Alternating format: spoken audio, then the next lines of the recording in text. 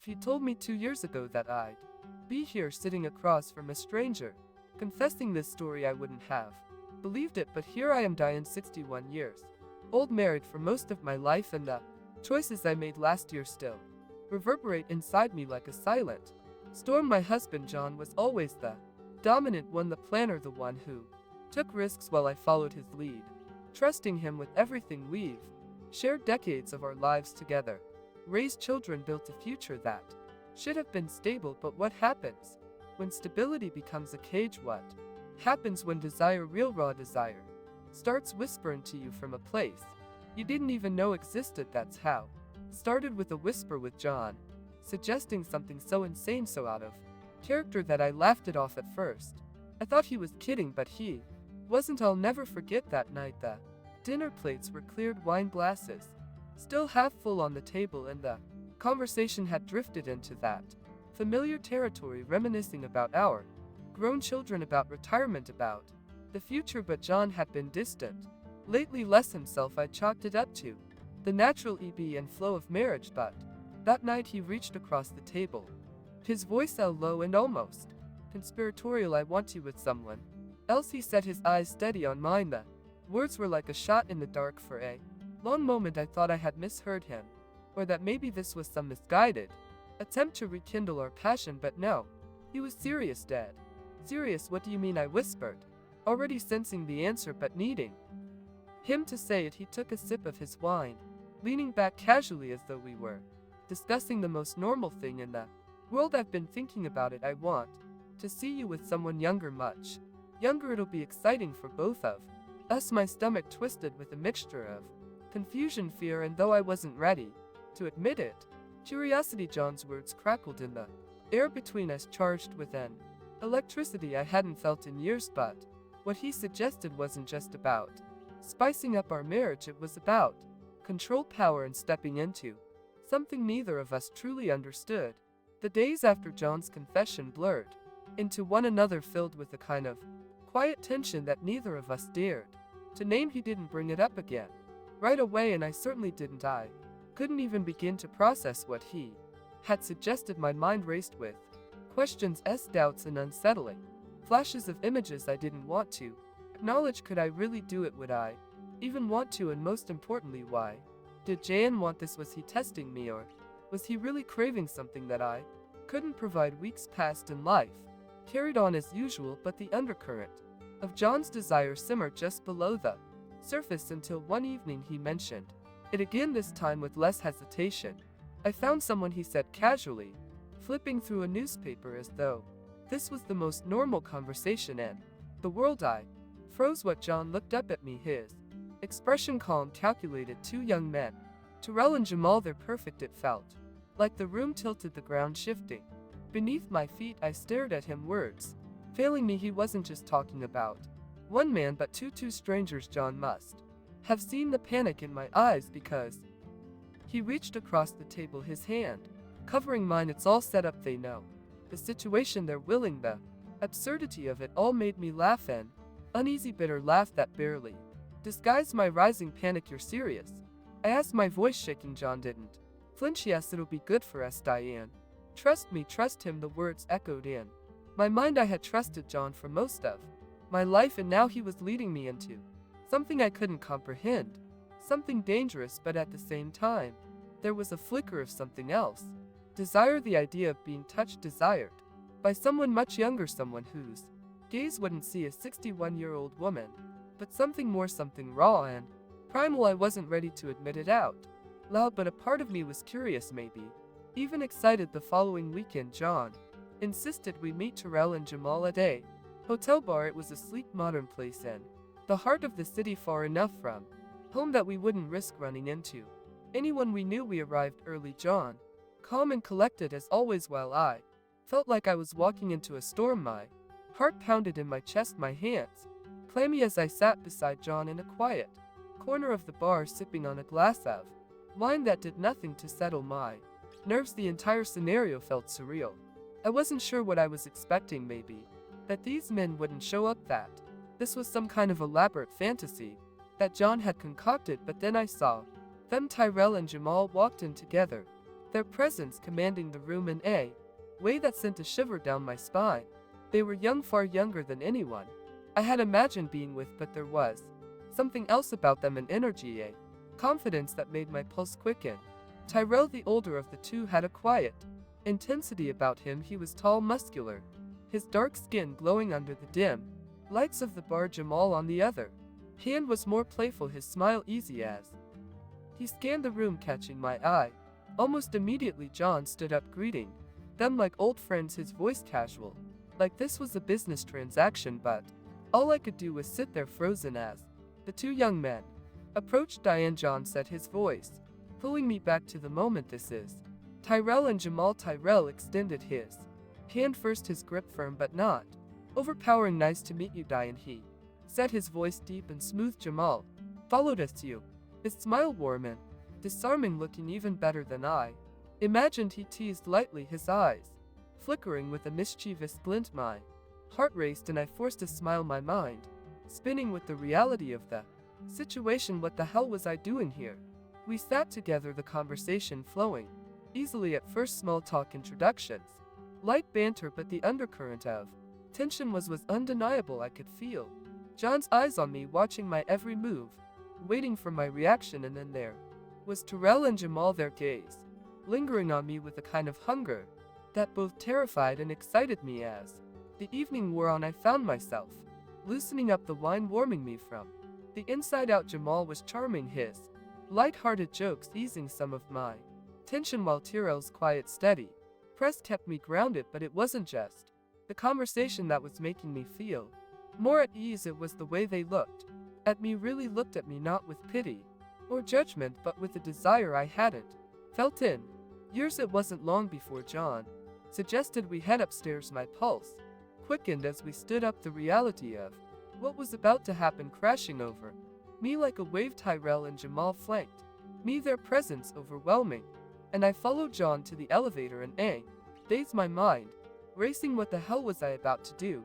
The hotel room was sleek and modern, all glass and chrome, with a floor-to-ceiling view of the city lights below. My breath hitched as the door closed behind us, the sound loud and final in the quiet room. Joan poured drinks, but I barely noticed. My heart was pounding, my hands trembling, as Tyrell and Jamal stood there, their presence filling the space. Are you ready? Joan asked softly, his eyes searching mine. I swallowed hard, my throat dry. I don't know, but the truth was I wasn't entirely unsure. There was a part of me deep down that wanted this, that craved the attention, the desire, the feeling of being seen, truly seen, after so many years of fading into the background of my own life. Tyrell took a step closer, his hand brushing against my arm in a gesture that was surprisingly gentle. What, go slow, he said, his voice low and steady. You're in control, Diane. Whatever you want. Jamal grinned, stepping to my other side, his eyes flickering with a playful spark. We're here for you, he added, his hand resting lightly on my waist. I felt the weight of their attention, the heat of their bodies so close to mine, and for a moment I hesitated, but then I caught John's gaze, his eyes dark with desire, and I realized that this was what he wanted. This was what we had come here for, and maybe this was what I needed too. Slowly, tentatively, I nodded.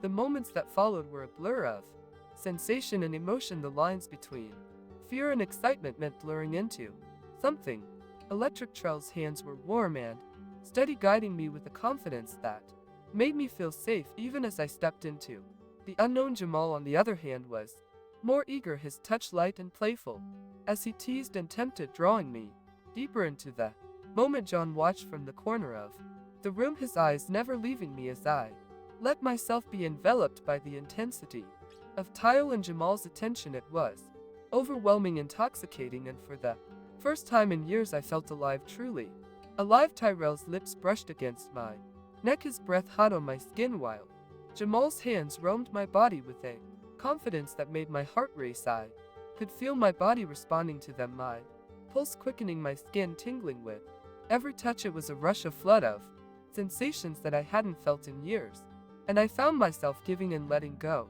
of the doubts, the fears, the questions. In that moment it was just me, Tyrell, Jamal, and the overwhelming desire that consumed us all. As Tyrell's lips lingered on my neck, his hands firm yet Gentle as they explored my body, I felt myself letting go just a little, my head tilted back. Involuntarily, a quiet sigh escaping my lips as I surrendered to the moment. Jamal's hands were just as eager, slipping under the fabric of my dress, his touch teasing as he slowly pulled me toward him. It was overwhelming too. Bodies, two sources of heat, their youth and energy contrasting sharply with the stillness of my own life. I felt myself slipping further into something I couldn't quite define, a current I wasn't sure I could swim against even if I wanted to. But did I want to stop? John watched from the corner of the room, his eyes dark with an intensity one had never seen in him before. He was captivated, entranced even, and for a fleeting moment I wondered if this was truly what he had wanted all along, or had I misunderstood the man I had spent my life with? My thoughts were interrupted as Tyrell's hand slid higher up my thigh, sending a wave of heat rushing through me. His touch was steady, confident, as though he had done this before, taken control of a situation like this, guided an older woman into a space she hadn't dared to explore. Relaxed, Tyrell whispered against my skin, his voice smooth, almost soothing. I wanted to respond, to say something that would make sense of all this, but I couldn't. My body was betraying me, responding to him in ways that felt both foreign and familiar.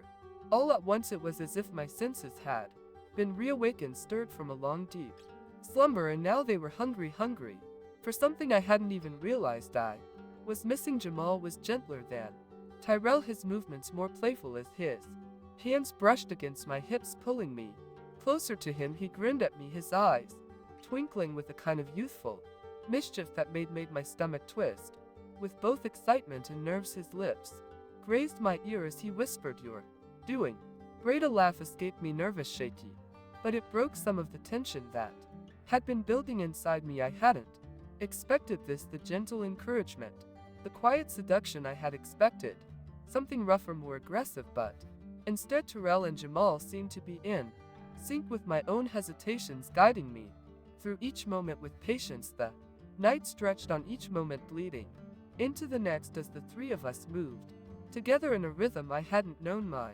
body could still follow. It was dizzying, intoxicating, and by the time we finally collapsed onto the bed, my body was trembling with both exhaustion and exhilaration. John had remained silent the entire time, watching with an almost ear-wide calmness, and when it was over I glanced over at him, expecting to see some sign of anger or jealousy, but all I saw was satisfaction. The next morning, the weight of what had happened settled over me like a heavy fog. I woke up in the hotel room alone in bed, the sheets still rumpled from the night before. For a brief moment I thought maybe it had all been a dream, some twisted fantasy that my mind had conjured up, but the sound of quiet voices from the next room brought me back to reality. John and Tyrell were talking in low voices. I couldn't make out what they were saying, but the fact that they were speaking so casually unsettled me. I stayed in bed for a while, my thoughts racing as I tried to piece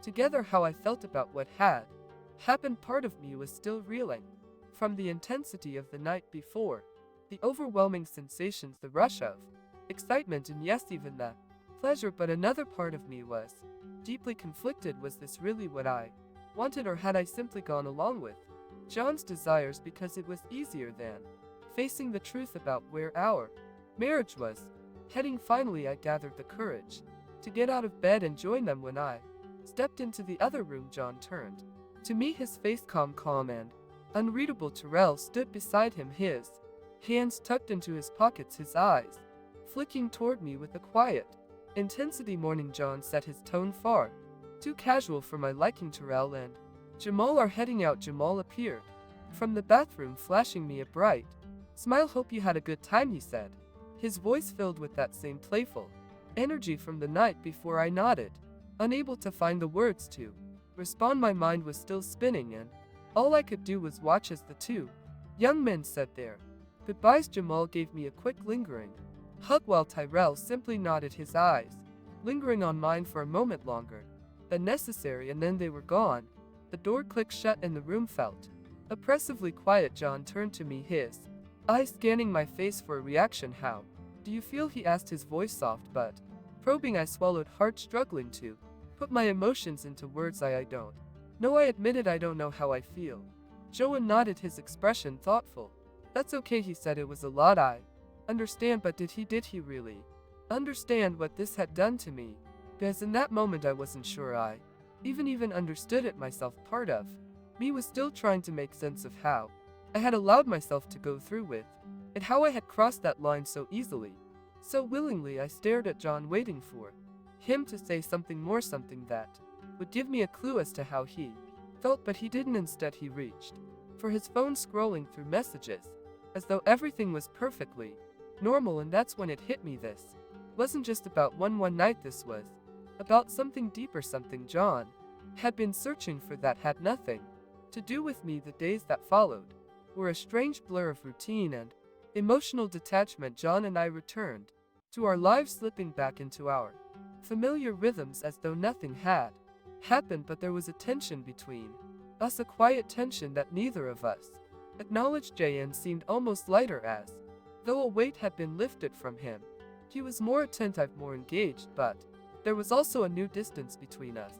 He had gotten what he wanted, his fantasy fulfilled, but I wasn't sure what I had gotten out of it, or whether I had really wanted any of it in the first place. I couldn't stop thinking about Terrell and Jamal, their faces, their touch, the way they had looked at me. It wasn't just the physical act that lingered with me, it was the way they had made me feel. They had seen me, really seen me, in a way I hadn't been seen in years, and that was the part that unsettled me the most. John, for all his attentiveness, wasn't seeing me anymore. He was seeing the version of me that fit into his fantasy, the woman who could still seduce and be seduced by younger men, but the real me, the woman who was struggling to make sense of it all. He didn't seem to notice her at all.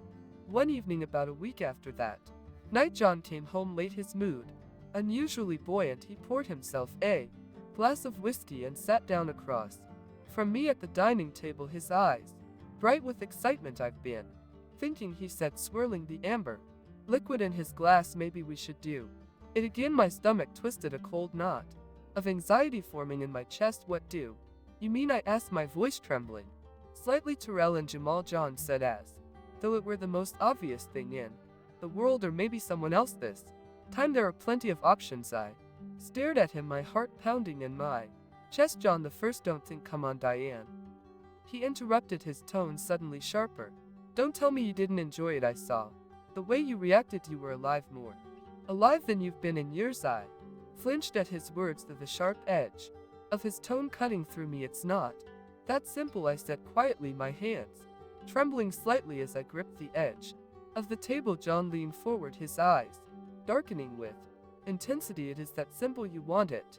I know you do. I shook my head, feeling a wave of nausea rise up inside me. No, I whispered, I don't want this. But even as the words left my lips, I wasn't sure if they were true. Despite my protests, John didn't let up. Over the next few weeks, he became more insistent, pushing me to agree to another encounter. He was relentless, and though I tried to resist, I found myself slowly caving under the pressure. The thing was, John wasn't entirely wrong. A part of me had enjoyed it. A part of me had come alive that night with Terrell and Jamal in a way I hadn't expected.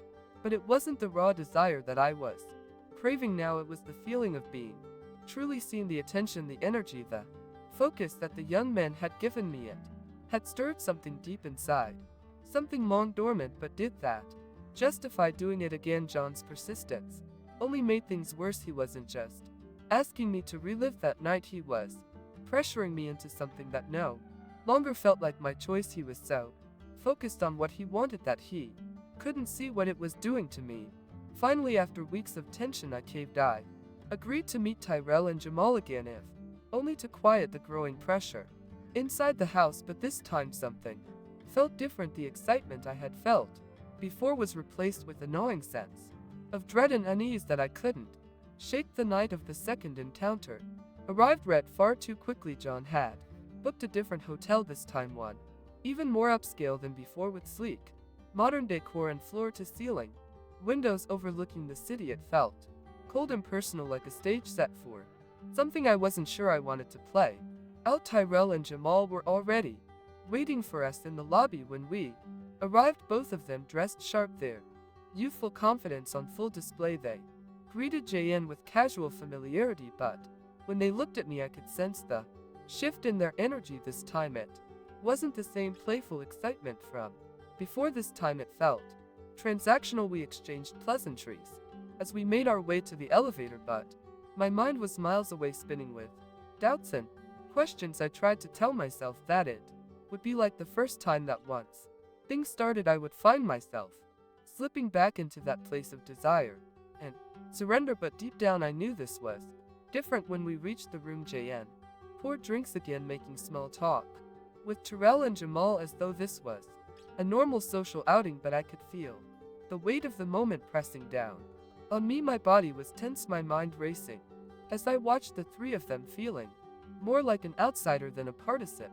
And it wasn't long before Tyrell stepped closer to me, his hand resting lightly on my arm. You okay? He asked, his voice low. I forced a smile, nodding despite the knot of anxiety tightening in my chest. Yeah, I'm fine, I lied, but I wasn't fine. Not even close. Tyrell's hand slid down my arm, his touch warm and familiar, but it didn't have the same effect on me as it had the first time. I felt disconnected, detached, as though I was watching the scene play out from a distance. Jamal joined us, his usual playful smile faltering as he sensed my unease. Are you sure you're okay with this? Jamal asked, his voice quieter than before. I hesitated, glancing at John, who was sitting across the room watching with that same intense gaze. There was something unsettling about the way he looked at me, like he was waiting for me to perform, waiting for me to fulfill his fantasy. But this wasn't my fantasy.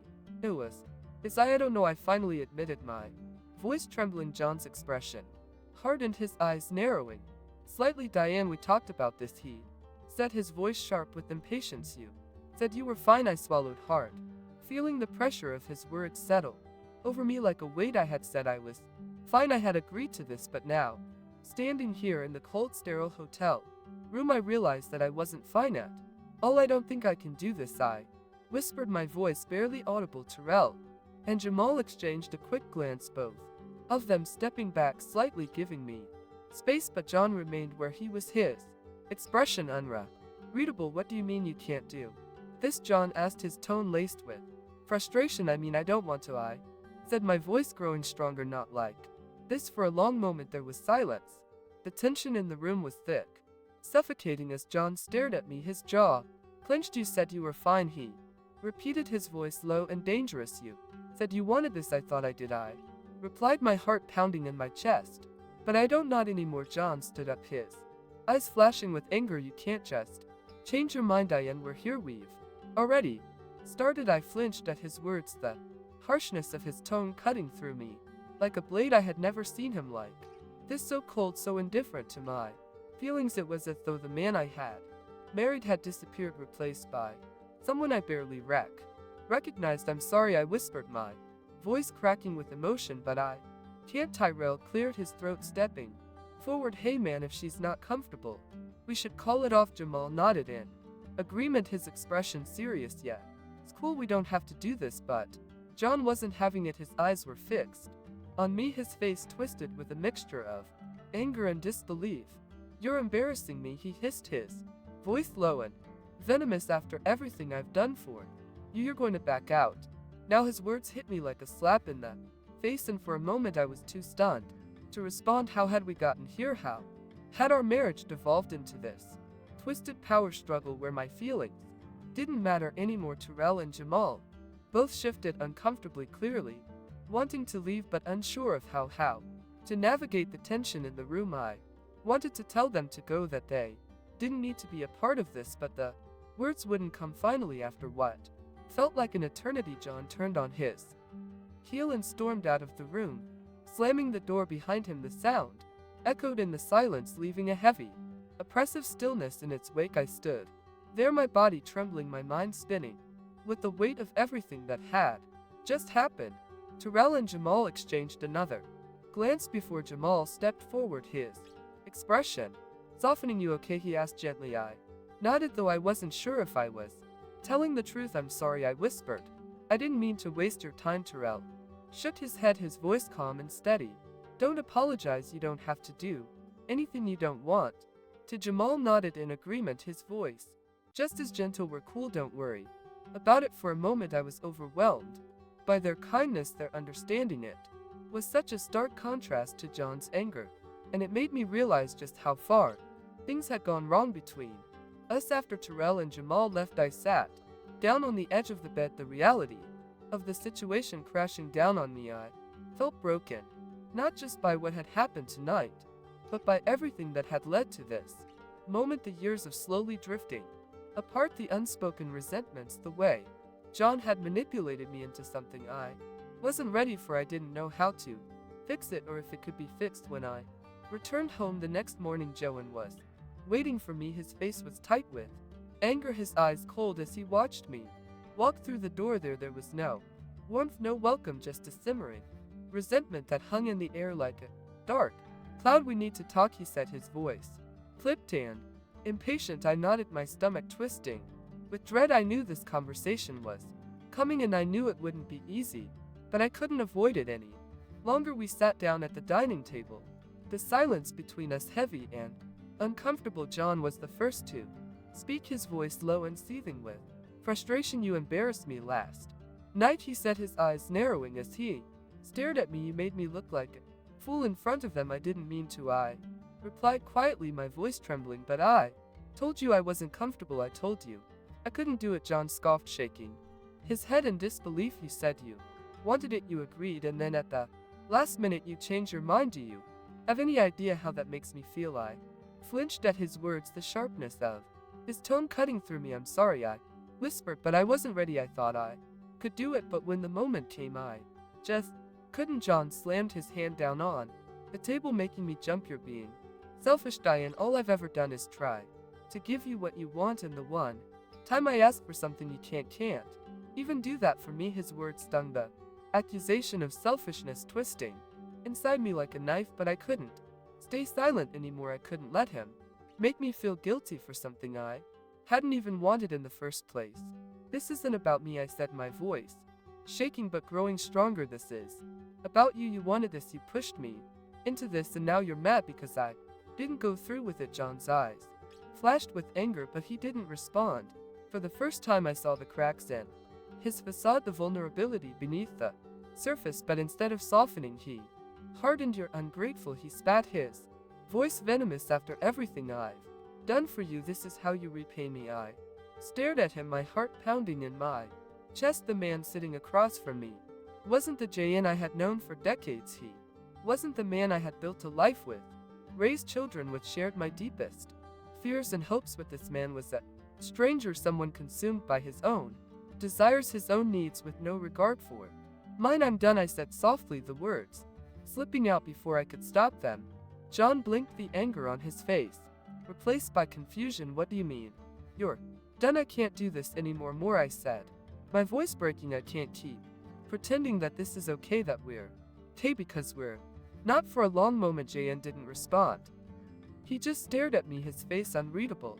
And then without another word he stood up and walked out of the room, leaving me alone in the silence. The days that followed were a blur of emotional turmoil. I stayed with a friend for a while, unsure of how to navigate the wreckage of my marriage. John didn't call, he didn't try to reach out, and I wasn't sure if that made me feel relieved or devastated. The truth was I didn't know what I wanted anymore. My entire life had been wrapped up in John and our marriage, in the roles we had played for decades, and now standing on the edge of it all, falling apart, I wasn't sure who I was without him. But slowly, as the days turned into weeks, I began to find my footing. I started going to therapy, unpacking the years of resentment and unspoken pain that had been building between us. I reconnected with old friends, found new hobbies, and began to rediscover parts of myself that I had long forgotten. I wasn't sure what the future held, but for the first time in a long time I felt a sense of clarity. I had spent so many years living for someone else, bending to their desires, their needs, and now I was finally learning how to live for myself. It wasn't easy. There were days when the loneliness was overwhelming, when I missed John despite everything that had happened, but I knew that going back wasn't the answer. We had crossed too many lines, pushed too many boundaries, and now there was no way to return to the way things had been before. But maybe That was okay, maybe this was the beginning of something new, something just for me.